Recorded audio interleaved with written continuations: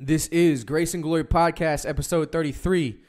I'm Sean Kincaid with David Pena. Say what up, David. How you doing, David? Hey, good. Chill out, man. Don't mock me. All right, look, we started praying right before we started this podcast, and as soon as we started praying, dude, I had crazy allergies, and it's the enemy. But I know what he's up to, so I'm gonna fight him. Boogers, snot, sneezing, itchy eyeballs, watery eye, everything that Flonase cures, which I don't have. I'm gonna fight it. We got the armor of God on, and a bunch of tissues, which I should probably grab a couple.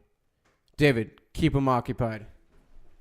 So the last episode we were talking about how God made rain bread and meat. He provided meat, and everybody was supposed to meet a quota. And Sean, get back. No. So people were not supposed to get more than they were supposed to only be satisfied. That's it. No extra, no nothing. Which, if I was in their situation, I would be like, I don't know if I feel like we want to make God mad, and just in case, just like an emergency fund, kind of like just in case. Yeah, like store up a little bit of extra just in case. Well, the text actually said that they would be filled, so like their level of satisfaction was actually a full belly. Prosperity gospel. Moses is preaching the prosperity gospel. Not really, but yeah. That's why we shouted out to Ben and sent the podcast to Ben yesterday, and Ben said he likes it. Don't listen to episode 13. No, I don't know what's on 13, but you might want to listen to episode 13. But yeah, Ben, because David and I, we like to eat our fill. All right, we like samitas and other bread-like substances. I imagine, because you imagine manna as a tortilla, but they said manna was sweet. I imagine manna being a samita.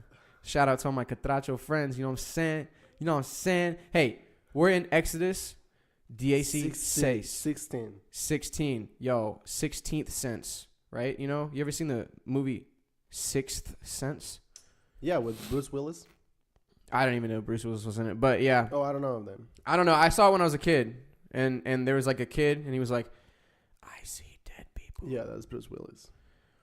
And Bruce Willis is dead. Bruce Willis is dead? In the movie. Oh. Yeah, in the movie he's playing a dead character, but he thinks he's alive.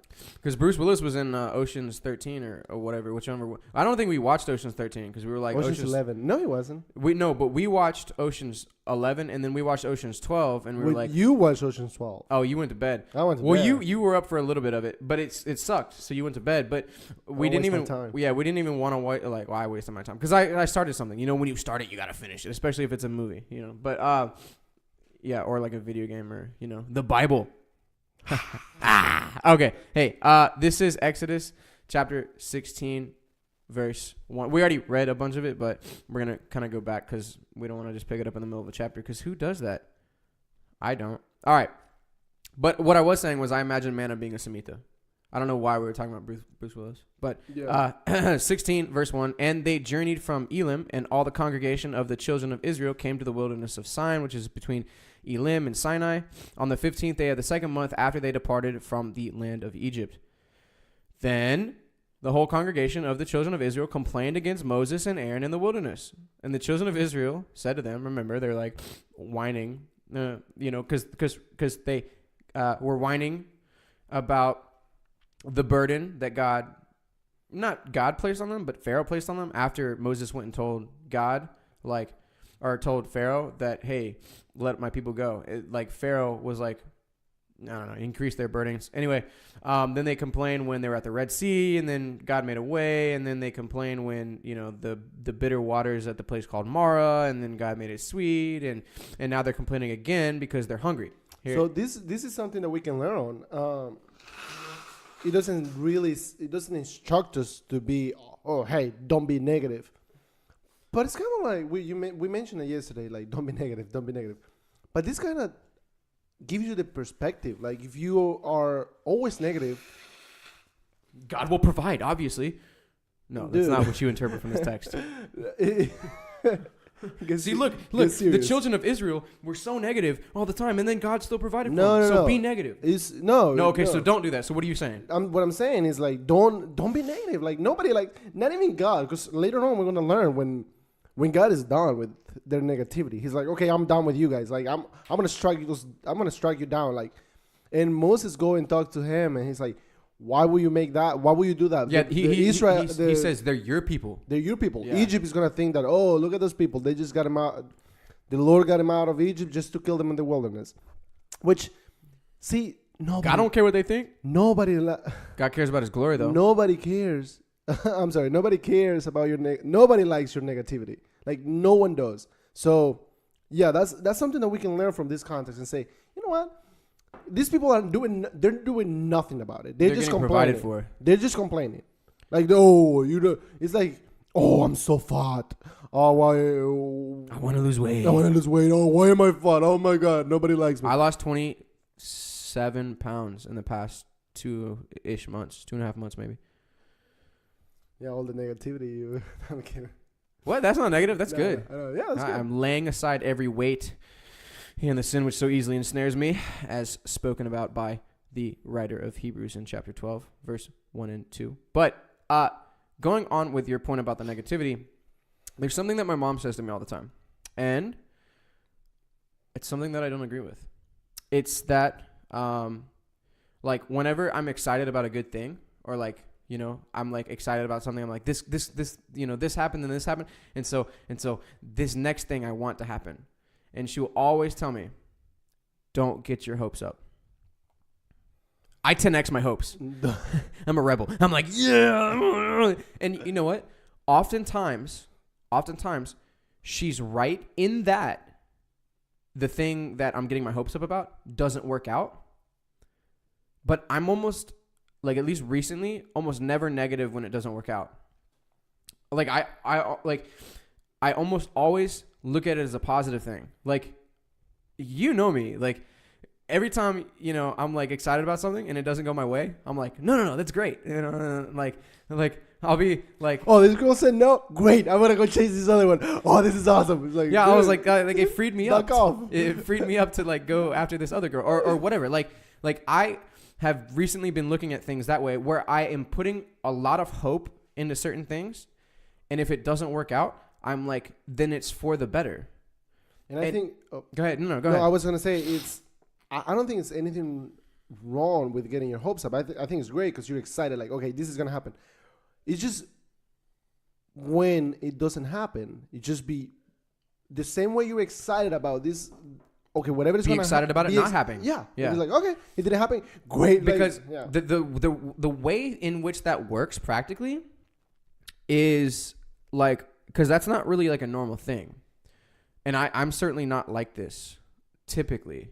It's only since I've been like hardcore pursuing God. But it's mostly like my hope is not in the things of this world. My hope is in Christ. Like, honestly, ever since I cleaned out my closet and made a space on the floor for me to get on my knees and pray, I have it like this like comforter pillow thing. And I just put my face in it, and I just pray, and I just get on my knees. And ever since I've done that, and then like been reading the Bible, just like consuming a lot of Word of God, like my perspective and my outlook on life has just completely changed. And even when I start to get negative, I'm like, ooh, I don't like that. Like, I don't even like me. We talk about, like, I don't want to be around David when he's being negative. I don't want to be around me when I'm being negative. Dude, I'm not negative. You were being negative in podcast 31. Check out podcast 31. I talked a lot of trash. But, and it, like, when I'm negative, I don't even want to be around me. I don't even want to associate with me because I'm like it's disgusting. Like my point of view and my attitude and my negativity, it's like, it brings me down and I'm the one doing it. And it's like, it makes me want to go like pray and read the Word, like, because, you know, don't want to be negative. Anyway, so the children of Israel, they're being really negative, and they're just like, oh, that we had died by the hand of the Lord in the land of Egypt. Like, they're saying we would have just rather died in Egypt. You know, God's going to kill us out here. Why didn't He just kill us in Egypt? When we sat by the pots of meat and when we ate bread to the full, for you have brought us out into the wilderness to kill the whole assembly with hunger. They're just complaining. After seeing the Red Sea split in half, after seeing the Egyptians dead on the shore. Dead on the seashore. Yo, Israelites. Hold on. Let's sing that song real quick. And then... and Israel saw the Egyptians dead on the seashore. Hold on. I'm trying to sing the kid song. There's not... Come on, let's continue. All right. What were you saying? Then... I already said what I was going to say. Okay, well then let's continue. Then the Lord said to Moses, behold, I will rain bread from heaven for you, and the people shall go out and gather a day's portion every day, that I may test them, whether or not they will walk in my instructions. Newsflash, they don't. What? I said newsflash, they don't. Spoiler alert.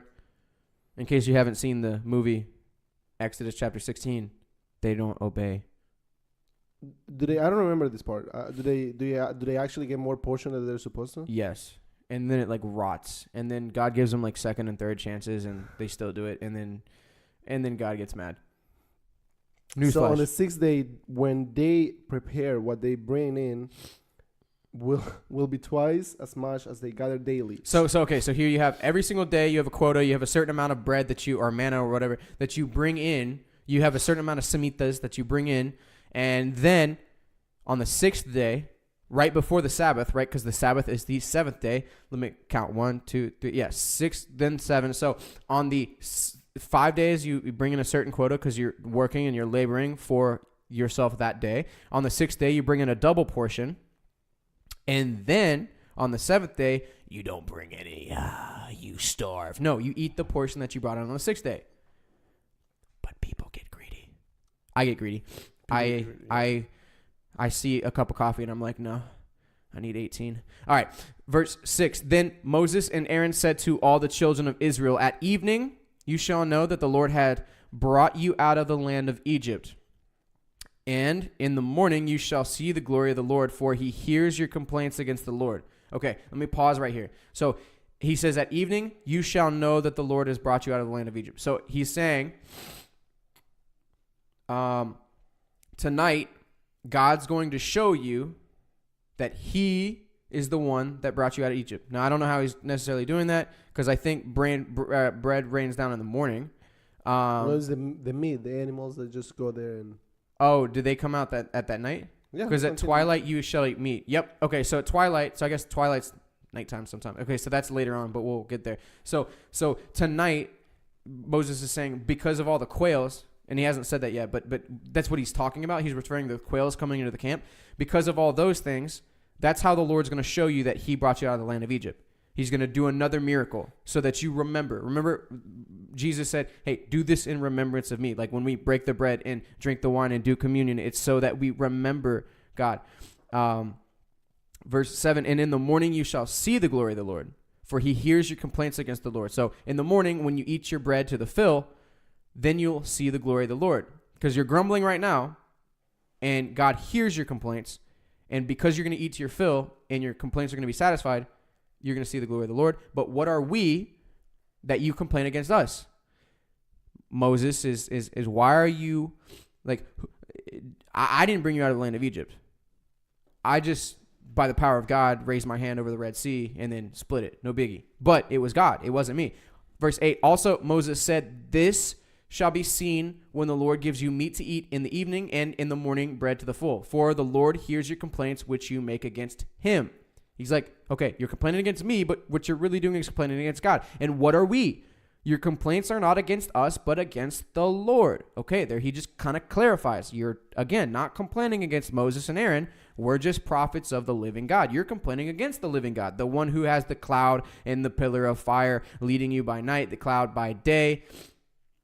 The quails, the bread, the splitting of the sea, the tossing of the Egyptians into the seashore and dead and washing up and rotting bodies and children's songs. Okay, verse 9. Then Moses spoke to Aaron, say to all the congregation of the children of Israel, come near before the Lord, for he has heard your complaints. So he's saying, get close to God. Come near before the Lord. So come near. Let's all draw together and get before God.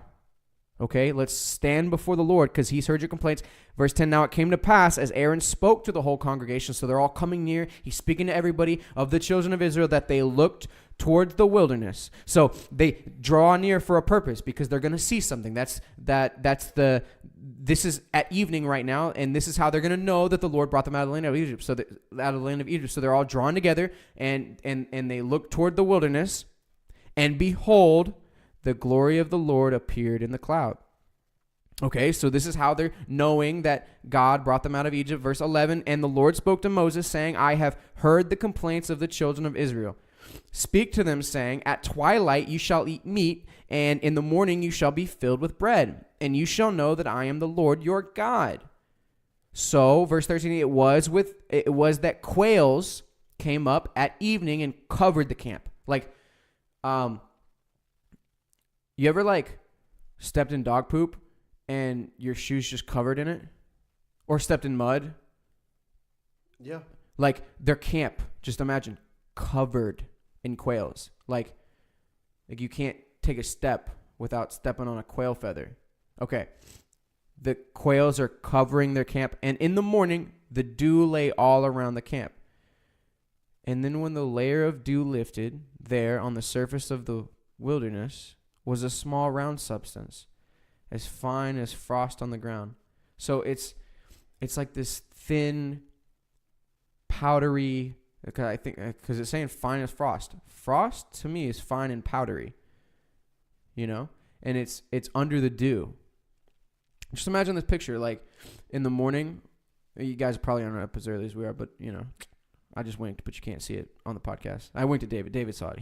He received it really well. He liked it. It gave him little tingles inside. Come on, keep going. So when you see the dew on the ground, just imagine a pasture, like a prairie, like somewhere in Purcellville or the Shenandoah area, and then you just like this whole prairie is covered in dew, and it's just like a little foggy out, and then there's kind of like this dew frost all over the prairie. It's like this really beautiful scene. And then that dew kind of evaporates, and what's left behind is like all this frosty manna substance that's super sweet. It's like sugar. Like I want some sugar. The imagery in my head is just like beautiful. It's like Little House on the Prairie. Okay. And verse 14, and when the layer of dew lifted there on the surface of the wilderness was a small round substance, as fine as frost on the ground. Think Dippin' Dots.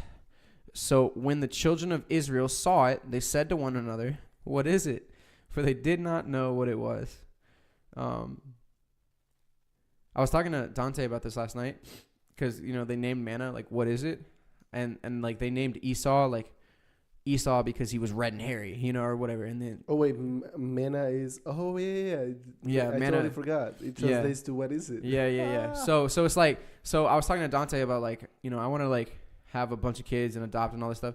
And I was like, I want to name my kids biblical things, and not just biblical names from the Bible, but when my kid comes out and he's clenching his fist, warrior boy, or what, I want to just name my kids what I want them to be, farmer or whatever. I don't know. Yeah. I hope my wife is cool with it. Because my parents definitely aren't gonna like that. They're gonna be like, what are you doing? That's not a name, boy. And I'm gonna be like, oh no, I know, it is now. Okay, verse. I don't even 16. Know. Yeah, verse 16. This is. And I'm super allergy, so you guys are just gonna have to deal with it because Satan's attacking me right now, and we're gonna attack Satan. Verse 16. This is the thing. Oh, actually, it's verse 15. Sorry. When the sons of Israel saw it, they said to one another, "What is it?" For they didn't. I already said that, bro. And Moses said to them, "This is the bread the Lord has given, which the Lord has given you to eat." Okay, so they're like, manna, what is it? This is the bread that the Lord has given you to eat. Verse 16, this is the thing which the Lord has commanded. Let every man, okay, this is the quota, let every man gather it according to each one's need. 1 omer for each person, according to the number of persons. Let every man take for those who are in his tent. So if you have a bunch of people in your tent, let the men go out and gather the harvest. Subdue some manna Verse 17. Then the children of Israel did so and gathered some more. Okay, excuse me, let me just repeat that. Then the children of Israel did so and gathered some more, some less. So when they measured it by omers, he who gathered much had nothing left over, and he who gathered little had no lack. So that's really interesting.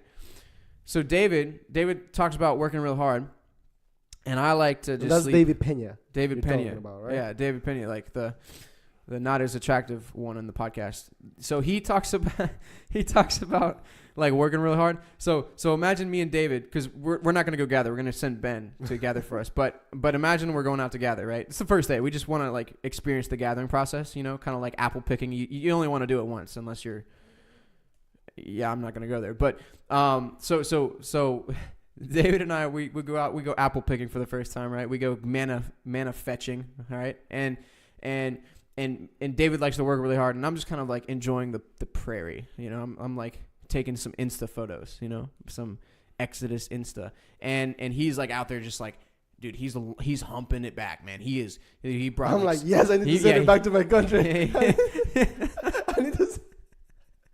Oh my goodness! I need to send some men. He's sending it back to his homies in Hebron. You know what I'm saying? Back in back to the tribes, dude. He's just gathering it up, man.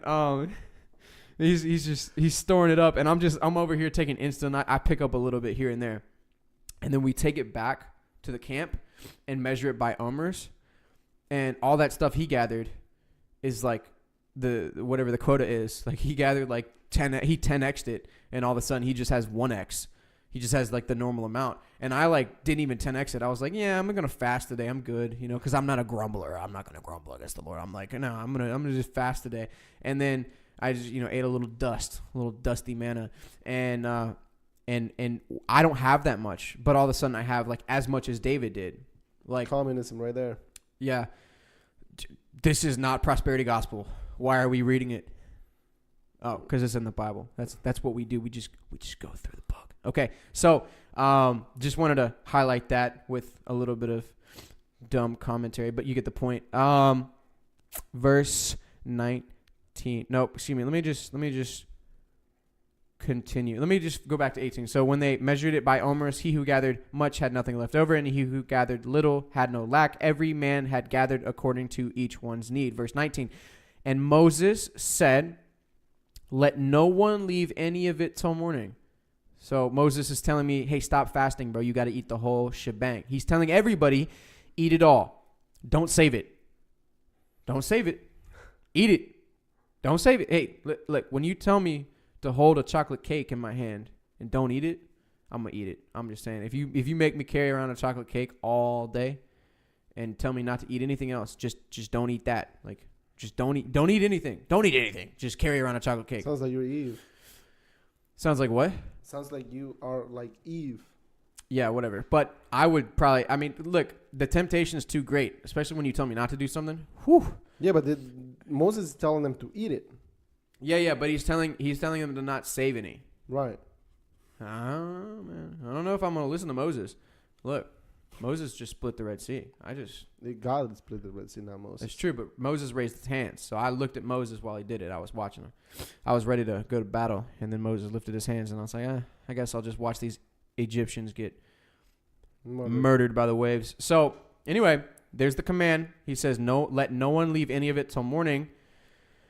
The very next verse 20, notwithstanding, they did not heed Moses. Told you. Spoiler alert. They're going to do this a bunch. But some of them left part of it until morning, and it bred worms and stank. Now, that's not the worst thing God could have done. God could have made it explode or something, but instead he just made it breed worms and stink. Like those little movies where they have like the messages, and this is going to blow up in 10 seconds, so, you better read it and get rid of it. Yeah, it's like a super secret spy movie. So like Insta video, like. Oh yeah, it's gonna disappear. Like you're sending a disappearing message, but instead of disappearing, it blows up. That's how it disappears. Yeah. So the bread or the manna, the samitas that you keep until morning, breed worms and stink.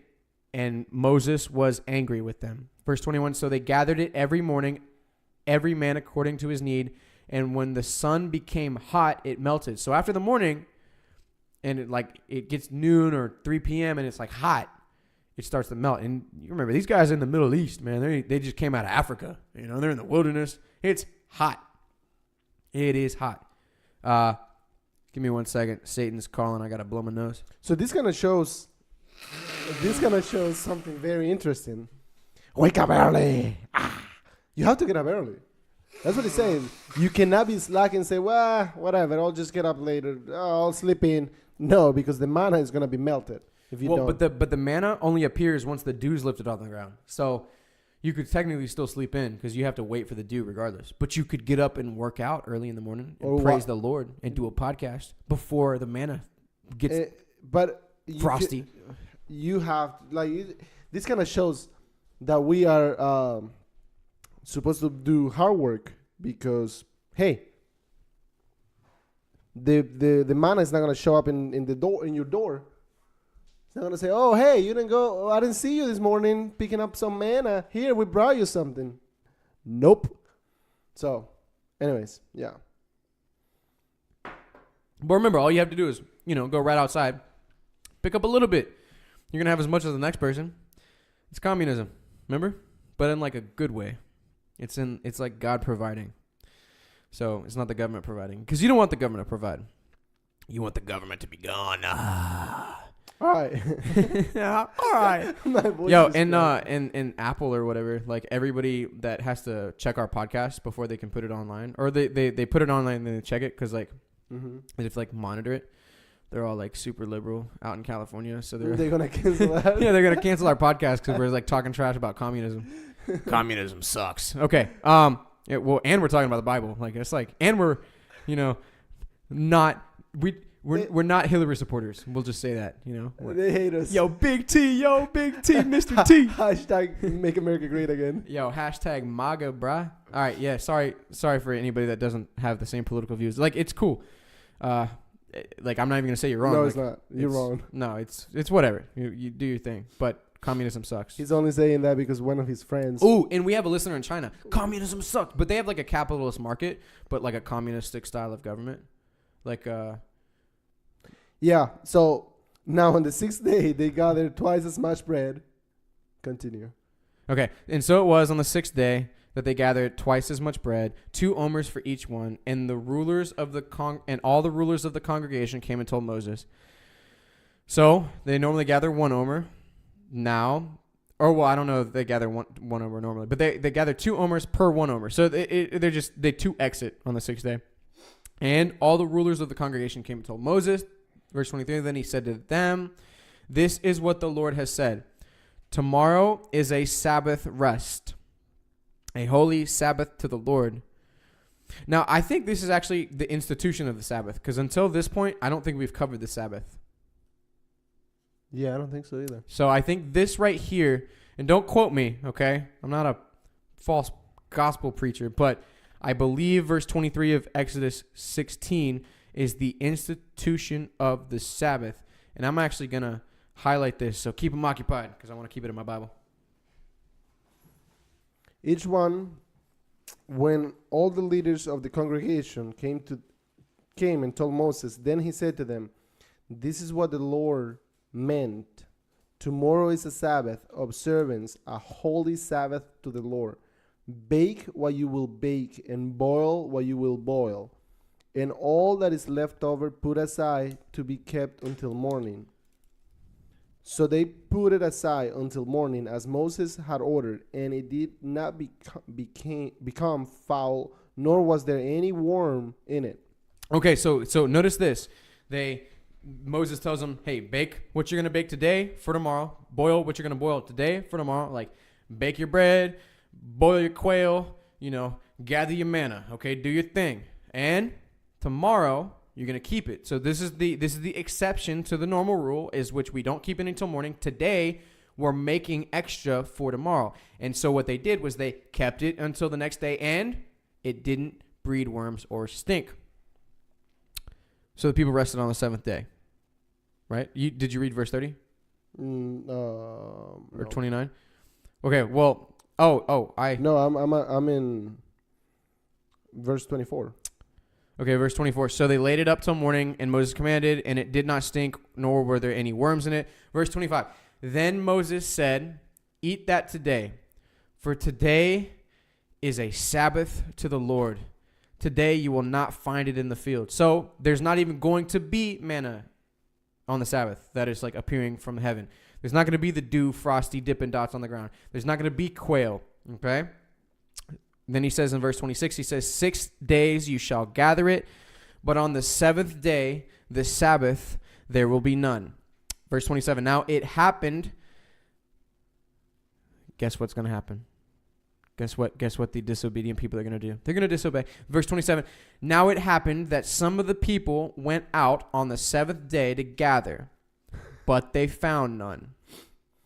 And the Lord said to Moses, he said to Moses, he didn't say to the people, he said to Moses, like, how long do you refuse to keep my commandments and my laws?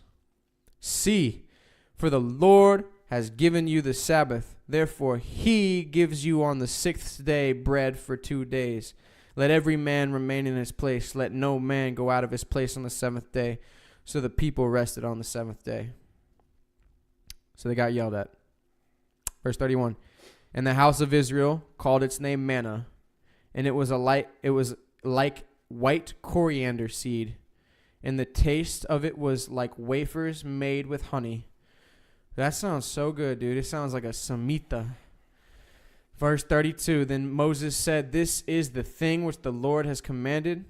Fill an omer with it, to be kept for your generations, that they may see the bread with which I fed you in the wilderness when I brought you out of the land of Egypt. So the Lord is telling Moses, and Moses is telling the people, okay, we are going to keep some. Not to eat. We're going to keep 1 omer per family. Okay, we're going to keep, every family is going to keep an omer, and I think it's every family, because he's saying for your generations. So I might be wrong, but I'm like 85.900% sure that he's saying every family keep 1 omer of this manna stuff, and it's not going to stink, it's not going to rot, it's not going to breed worms. Okay, just keep 1 omer, because you want to keep it in your family. Dude, I wonder if there's any manna floating around still. I was just thinking that. I don't know. I bet there is. I absolutely bet there is. I'll Google it while you talk. Okay, so they're saying to keep manna, 1 omer of manna in your house for your generations, within your family, whatever, so that right, because they want to see the bread with which I fed you in the wilderness. That's God, right? And when he brought them out of the land of Egypt, it's just another remembrance thing. Verse 33, and then Moses said to Aaron, take a pot and put an omer of manna in it, and lay it up before the Lord to be kept for your generations. So maybe it is just Aaron keeping it, but I'm pretty sure it's the whole family, or each family. But I could be wrong, and I'm cool with being wrong. So if I'm wrong, correct me. Give us 5 stars. Follow me on Instagram, at my username is Sean. Follow David Pena, at David Pena 207. And if you want a free audio book download, go to audibletrial.com/grace and glory. It's a 30-day free trial, and you don't have to continue after that. But if you want to, you'll support the podcast. Verse 34, then the Lord, or as the Lord commanded Moses, so Aaron laid it up before the testimony, capital T, to be kept. I don't really know what the testimony is. I think I don't know what that is, but it's capital T. So it's like something to do with like either like the word of God, that they're keeping a physical copy of the word of God. But I'm going to read that again. As the Lord commanded Moses, so Aaron laid it up before the testimony to be kept. And the children of Israel ate manna 40 years until they came to an inhabited land. They ate manna until they came to the border of the land of Canaan. Now an omer is 1/10 of an ephah. And I don't know what an ephah is. So it's 1/10 of that though. But notice that it said the children of Israel ate manna 40 years. So Israel grumbled against the Lord for 40 years. And God still provided. Like 40 years. And that's actually, I do it every day. It's like God's providing me manna in the form of oxygen, okay? Like every day I breathe, it's like God gave me another breath. Every breath that I take, okay, God gave me that one. Like I'm still alive. And yet I grumble against God. You know what I mean? Yeah, no. Like God is still providing for me, and I'm subsisting, and I've been subsisting for 23 years on the Lord's providence and grace, and I still complain. And I don't use enough of those breaths to praise him. And I don't use enough of those breaths to pray. And I don't use enough of those breaths to speak the word of God and to edify the church and to indoctrinate young, new, or unbelievers into the faith. So, it's not all about Israel. It's about me. Yeah, absolutely. We can definitely get into these stories and see how we are just like those Israelites. I see myself doing that. Yo, David just closed his Bible. We've been for like 40 minutes. Right? David's kind of done with you guys. He doesn't want to talk to you no more. He wants you to go home. No. Dude, you interrupt me all the time. I forget my thoughts. I have to translate them, and it's like my brain works harder than yours. We can definitely. I see myself like those Israelites on the seventh day on the Sabbath, going out there like, oh, okay, cool. All right, where are we getting together for the manna? I don't know, and pretend like, because there's a lot of Israelites that are like, I'll be like, what? We were supposed. Oh, I didn't know that. Oh my God, I didn't know we weren't supposed to meet this morning. You know what I mean? Trying to pick up the manna. I would do that. I see myself doing that. What are you talking about? What do you mean meeting up in the morning? Because the Israelites on the seventh day on Sabbath, they went out and looked for manna. So I see myself going out there looking for manna. Like there is some things in the Bible that David's going to be the one that does that for 40 years. Just to make sure it's not there. Because if it is, he's going to get it. No. Come on. Get with the program, bro. Yo, 40 years David was in the wilderness looking for manna on the Sabbath. In 40 years, God loved him. Look, I'm just talking trash. But they didn't make it to the promised land. Yeah, this generation didn't. Right. But I didn't say they did. Right. Because all this grumbling, if you remember earlier, we talked, not today, but in the earlier episodes, we talked about God. He told them about the promised land where there is milk and honey flowing. But these people, the generation we're reading about right now, they didn't make it because all of their complaining and grumbling. That's why God is like, nope, you guys are not even Moses. Yeah, Moses didn't make it because we're going to learn in the next chapter because he struck the rock. So when God says, don't strike the rock, I don't remember what God said, but I think he said, it's my name. It's like, I think it's like, I'm provided or something. Yeah, but like Moses struck the rock like out of anger and stuff like that. And I don't remember what God commanded. He said, let's see. The Lord says, because I'm in verse 5 of 17, and we'll cover this next time. But the Lord said to Moses, go on before the people and take with you some of the elders of Israel. Also take in your hand your rod, which with you struck the river, and go. Behold, I will stand before you there on the rock in Horeb, and you shall strike the rock, and water will come out of it, that the people may drink. So he did tell him to strike the rock. But I think he did it out of anger or something like that. I don't actually know. We'll get there. I think he said in his name, I think he said something, I provided water for you or something. I don't know. We'll find out. I think, yeah. Find out. See. Stay tuned. Next time on Grace and Glory podcast. Should we do some? Does Moses strike the rock out of anger, or did he say that he provided? Follow us on Instagram. We'll post a video and ask you yes or no. Yeah, let's do a poll. Let's do it. We'll do a poll. All right. Thanks for listening, guys. Have an amazing day. God bless you. Are we good? Well, I don't get to see. Sean doesn't let me see the computer. What do you want to see the computer for? Oh, I was saying at the time because you look at me weird when I was saying goodbye. No, it's okay. We're just under 40 minutes, so we're good. It's perfect amount of time for Olivia to listen. Oh, I said her name. She's not gonna listen, but I'm totally. Dude, okay. So Who's because Olivia? today's the day, dude, you know who Olivia is, bro. I've been talking about her. I've been She's been talking about her for the last like 3 weeks. Yeah, every day. Believe me. It's been a while. Believe me. It's been like 3 weeks, and dude, I built her this super. What if she listens to it? She's not gonna listen today, but if she does, then Olivia, oh, it's coming. You better be at Bible study tonight. You know what I'm saying? It's going down. Yeah, she goes to Bible study. Yeah, the girl I like goes to Bible. I met her at Bible study. Yeah. Anyway, because she's holy. Yo, I feel like she's godly. She I get that sense, and dude, I told her when I asked her out, which she didn't say no, but she didn't say yes, but she didn't say no. But I told her, I was like, man, I'm like just thinking about who's listening to this. I don't even know, but I'm just gonna keep ripping. I was like,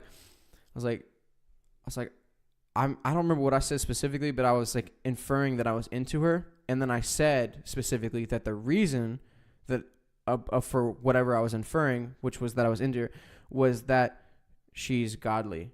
Dude, her face lit up. She like started smiling, and like it was like it was a beautiful picture. It was so nice. And so I made her this super sweet thing. I don't even know what to call it. I'll just call it a plaque. But I made it out of like cherry wood. Hashtag thanks Rex Petrie. Rex Petrie. Yo, shout out Rex Petrie. Hey, if you need something painted, bro, Rex Petrie is the man to go. He owned his own painting company, and now he works for an even larger painting company and does estimates. So he's going to hook you up on a really sweet deal. He knows what he's doing. He's going to spot the problems that you don't know, but he's not going to charge you for them if you don't want to pay for them. So that's just, but he's not going to do them for free either. But follow anyway, him on Instagram. Yeah, he's on Instagram at Rex Petrie, but it's like Rex as in WRECKS and then Petrie, like PETRUI. But then he also is working for a company called All American Painting Company. I think that's what it's called. I don't know, but it used to be Petrie Painting. But if you look up Petrie Painting on Insta and hit him up, you'll get an estimate. But that's my boy. Anyway, shout out Rex. But he gave me some like sick cherry wood, and I made this like plaque, and I stained it, and I bought these little like paint pens. Like they're like Sharpies, but you shake them up and they have like paint that comes out of them, and they're like really nice. And I painted like silver and gold, like the letters. And I painted a verse on there from 1 Samuel chapter 14. And I don't know why I turned left. I should be turning right. We're in like the second book of the Bible right now. But 1 Samuel chapter 14, verse 7. And the context is there's like this, there's Jonathan and the Israelites and Jonathan's armor bearer. And then there's the Philistines. So they're at war with the Philistines, and all the Israelites are like freaking out, and Saul's freaking out. Everybody's freaking out. Nobody wants to fight the Philistines. And Jonathan says to his armor bearer, in verse 6, he said to the young man who bore his armor, "Come, let us go over to the garrison of these uncircumcised, that it may be that the Lord will work for us, for nothing restrains the Lord from saving by many or by few." So his armor bearer said to him, and this is what I wrote in quotations. I said, "Do all that is in your heart. Go then. Here I am with you according to your heart." So I painted that on the plaque. And then Jonathan said, "Very well, let us cross over to these men." So like the whole thing it sounds like I'm like Jonathan and you're like the armor bearer. That's not true. Right. You follow me everywhere I go, and you're a faithful armor bearer. But he's so faithful, such a faithful armor bearer. I am Jonathan, bro. Yeah, we'll just let you think that. But I wrote this verse because it was like seems like a love verse, you know? It's like, "Do all that is in your heart, go then. Here I am with you according to your heart." But it's actually like, "Let's go dominate these uncircumcised. Let's go, these Philistines," you know. And then, dude, take a couple notches down, man. No, dude, I gotta take it up a notch. But then they go up and like strike down like 30 something Philistines, and then the rest of them like take off. They don't even want to do nothing about it. They just like, let's leave. And then all the Israelites like pursue the Philistines, and then they win the army, or they win the war. Okay, but it's just really cool. So I made this plaque, and I'm gonna give it to her tonight. And yeah, that's what's happening, and it's happening tonight. And so I haven't been talking about it because I didn't want word to get out. Oh, but it's going down. It's going down. Except me, town. I have to hear that every single day. He does every minute, and God does too. God has to hear it all the time. True. So, because I'm praying. Okay, so yo, thanks for listening. If you love me, follow me on Instagram. Because if you don't love me, follow me on Instagram. Because I receive a lot of love from likes and like dopamine, and that's how Sean builds his confidence, like by a bunch of likes and followers. And if you like send me DMs, like pictures, send me selfies. I need to. I want to see the pictures of people listening. I need to go on a social media fasting, bro. I like when I don't have any messages, I get like I go like, oh my God, am I dead? Am I alive? Nobody loves me. Nobody loves me. I don't go on Facebook for that purpose. No, I'm saying like Instagram. Well, Instagram, I go on Instagram, but I don't follow many people. And it hurts my feelings when I post pictures and I don't get many likes. It hurts my feelings. But I still post them. And I post ridiculous stuff too. So if you are into ridiculous stuff, follow me on Instagram. But we'll put the handles in whatever description of whatever you're listening to. So thanks for listening. 5-star review, audibletrial.com/grace and glory. My username is Sean, David Pena 207. We'll put those links in the description. Thank you very much, guys, and God bless you. Don't be grumbling and complaining like the Israelites. Instead, be like Jonathan. Yeah. With his armor bearer. Yeah. All right. Cool. Take care. Peace out.